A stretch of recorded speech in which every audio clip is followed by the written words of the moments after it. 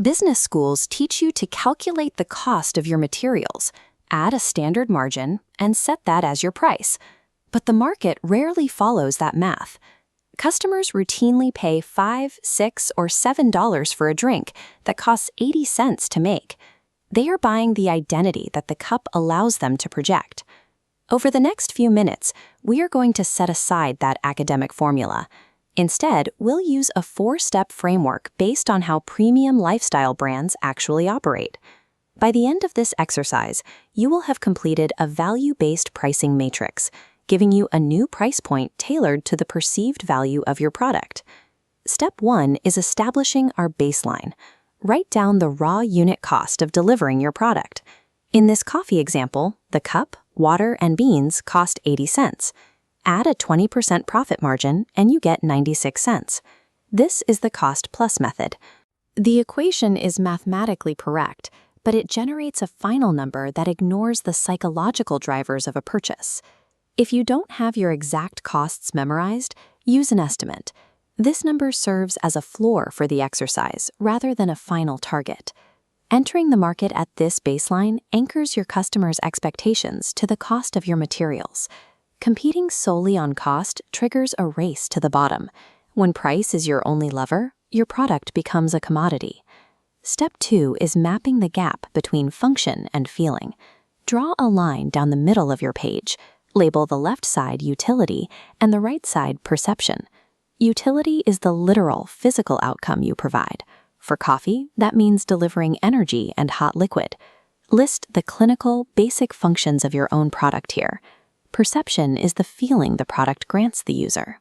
On the right side, write down the aspirational qualities your customer seeks, like feeling productive, successful, or part of a premium lifestyle. Delivering utility looks like a crushed styrofoam cup. Delivering an aspirational experience looks like a branded glass on a polished table. The financial distance between the cost of utility and the ceiling of perception is where premium brand profit is generated.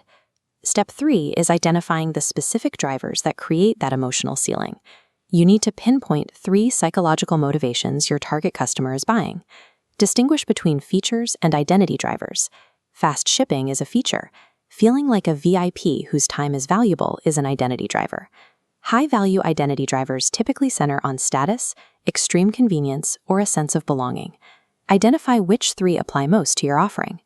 Now, map those 3 drivers to the specific desires or insecurities your target customer holds. It's common to hesitate when pricing based on feelings. However, the coffee industry proves that consumers actively seek out and pay for these emotional states every morning. Defining who your buyer wants to be provides the logical justification for charging a premium. Step 4 is finalizing the price. Take a pen and physically cross out the cost-plus baseline from Step 1. Focus on your 3 identity drivers. Assign a new monetary value to your product based on the weight of those emotional outcomes.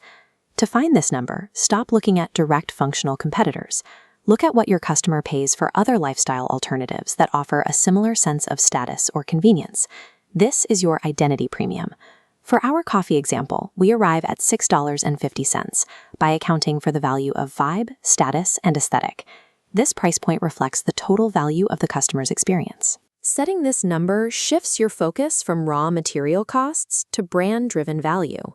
The matrix is complete, and you have successfully redefined your pricing strategy on paper. Charging for perception is an honest exchange of value that provides the specific feeling your customer is looking for. Your next step is implementation. Align your marketing, packaging, and copy to emphasize the 3 identity drivers you just priced for. Update your pricing strategy today. It is time to step beyond those basic classroom formulas and start selling an identity.